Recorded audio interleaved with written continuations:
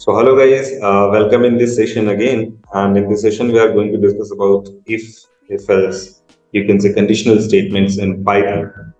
So conditional or selection control, you can say selection control, or decision control, you can say decision control. जैसे कि normal programme बनाते हैं तो normal programme का अपना flow होता है जिसे हम सीक्वेंशियल कंट्रोल कहते हैं।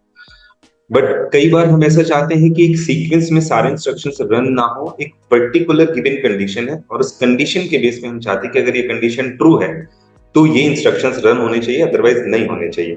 तो हमें वहां पे सिलेक्शन कंट्रोल की रिक्वायरमेंट होती है। तो देखिए, जैसे एज नाम का एक वेरिएबल है, इसमें हम यूजर से इनपुट करा रहे हैं कुछ नंबर्स।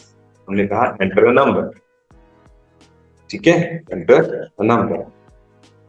और यहाँ पे एक कंडीशन लगा दो, age is greater than equal 18। तो ये कंडीशन है, पर्टिकुलर गिवन कंडीशन, और उसके बेस पे हमने यहाँ पे लगा दिया एलिजिबल फॉर वोट, ठीक है। तो आप देखेंगे कि अगर ये कंडीशन ट्रू है तो ये लाइन चलेगी, अदरवाइज नहीं चलेगी। इसको रन करके देखते हैं। तो देखिए यहाँ पे पूछ रहा है, अगर हम यहाँ पे देते हैं 15 तो ये लाइन नहीं रन होगी।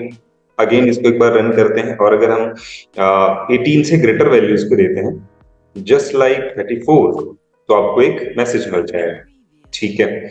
अगर हम चाहते हैं कि इसके फॉल्स होने पे भी कुछ इंस्ट्रक्शंस चलने चाहिए तो हम यहाँ पे एल्स लगा के प्रिंट में मैसेज दे देंगे, not eligible for vote, okay. So अब क्या होगा कि आप इसको रन करोगे तो आप देखोगे कि अगर आपने 15 या 12 दिया, बिलो 18 दिया, तब भी ये कुछ हमें मैसेज देगा। अच्छा, कोई मैसेज ऐसा है जो हम दोनों के साथ चलाना चाहते तो हम यहाँ पे बाहर लिख देते। तो ये ना ही इफ के अंदर है ना एल्स के अंदर है। ये स्पेस जो है बेसिकली इंडेंटेशन कहलाता है, और इस इंडेंट स्पेस की वजह से इफ के अंदर इफ के साथ एसोसिएट हो जाता है। तो हम यहाँ पे प्रिंट में थैंक यू लिख देंगे। ये इफ और एल्स दोनों के साथ रन होगा। तो अभी देखो यहाँ पे 12 किया, तब भी देखो थैंक यू लास्ट में आ रहा है। Again you can run and check 45 eligible for vote, thank you, ठीक है। तो इस तरीके से इफ और एल्स दोनों काम करते हैं। और अगर आपके पास ज्यादा कंडीशंस हैं तो आप यहाँ पे एक और कंडीशन लगाते हो। जैसे एज के बेसिस पे हम एज कैटेगरी बता रहे हैं। हमने कहा अगर ग्रेटर देन 60 हो तो हम यहाँ पे देंगे सीनियर सिटीजन, ठीक है। और यहाँ पे एक और कंडीशन एलिफ लगाएंगे। एलिफ में हमने कहा अगर एज ग्रेटर देन आप कह सकते हो कि 30 हो तो आप बोल सकते हो मिड एज, ठीक है। और यहाँ पे हम एलिफ में एक और कंडीशन लगाते हैं, एज इज ग्रेटर देन 20 तो हम यहाँ पे कंडीशन दे देंगे यंग एज, ठीक है। इस तरीके के मैसेज अलग अलग एज के लिए।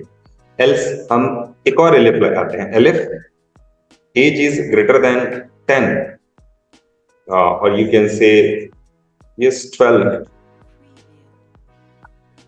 print teenage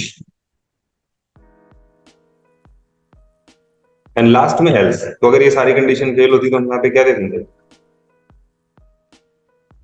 it। तो मल्टीपल कंडीशंस के लिए हम if elif लगाते हैं। यहाँ पे कुछ एक एरर है, एंड देन सी कोई भी आप वैल्यू यहाँ पे देते हो तो आपको ये मैसेज मिल जाएगा और लास्ट में मिल जाएगा।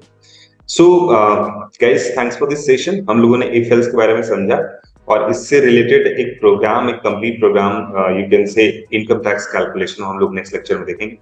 सो थैंक्स फॉर वॉचिंग।